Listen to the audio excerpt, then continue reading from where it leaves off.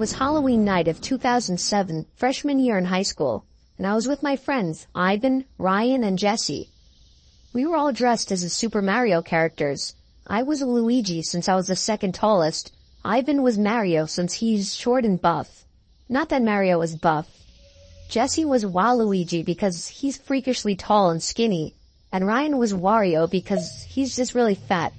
So they were the perfect group costumes for us. We live in a very non-congested suburban neighborhood with a decent amount of space in between houses. On Halloween, that's the worst thing ever. Less bang for your buck. We were trick-or-treating for hours, way past dark, and eventually came the time when most trick-or-treaters were heading home.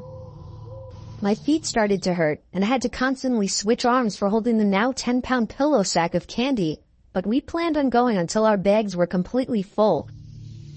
A lot of the houses by now weren't answering anymore.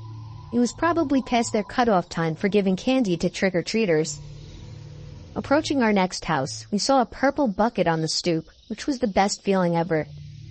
I was the one to get close enough to realize it was empty, which was the worst feeling ever.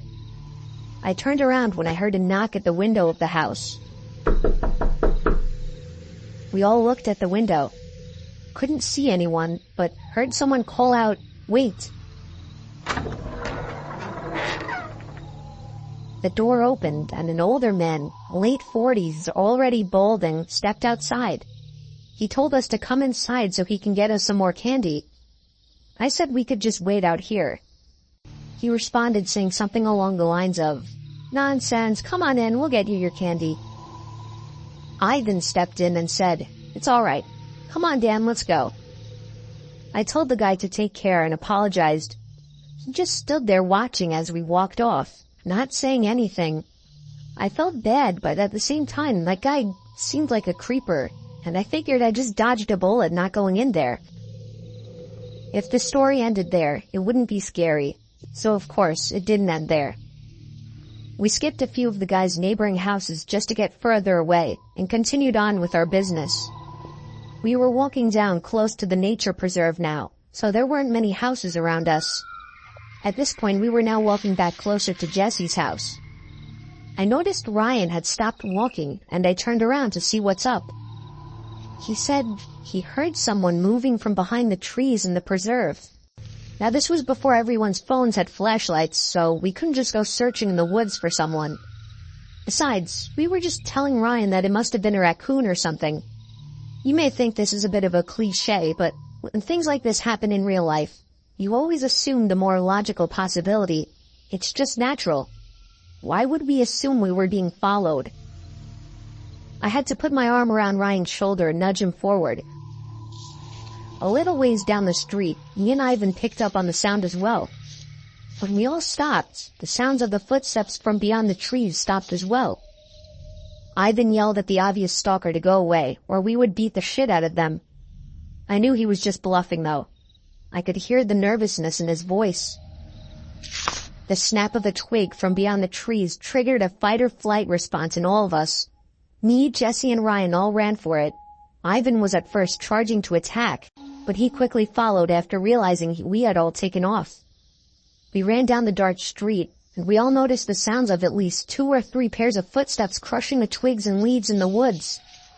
We banked it hard right down Jesse Street when it finally came up and ran straight for his backyard, entering his house through the back door. The first thing we did was peek out through his living room window. We couldn't see anyone. We all had to gather our thoughts and discuss what the hell just went down in his living room, when all of a sudden we heard Jesse's backyard gate slam shut. Jesse dove to turn off the lights. There was a click and a bang from down in the den. It was more than likely Jesse's back door. We all agreed to go down armed with knives and face them. Jesse turned on his back door light, but there was nobody out there. Just then the front door opened, and we all screamed like animals. Jesse's mom and sisters came rushing downstairs. They had just gotten home from their friend's little house party. We all rested assured knowing it was just them. Jesse explained what happened, but made it seem a lot less dramatic. Me and Ivan went home after that and called it a night. At 12:30 a.m., I got a disturbing text message. It was from Jesse. It said, "It wasn't my mom." I texted back saying, "What?" He responded back quickly, saying, "It wasn't my mom in the backyard." My fingers slammed the buttons on my phone, responding back, "What do you mean?" There was a long pause before he finally told me that his mom and sisters said they never went in the backyard. I told him to immediately check the backyard from his upper deck. He had already done just that. He also told his mom everything, and she had already called the police. They didn't find anyone back there, but Jesse did mention the guy who invited us in while trick-or-treating. Nothing ever became of that, and nothing ever happened at Jesse's house again after that one Halloween night.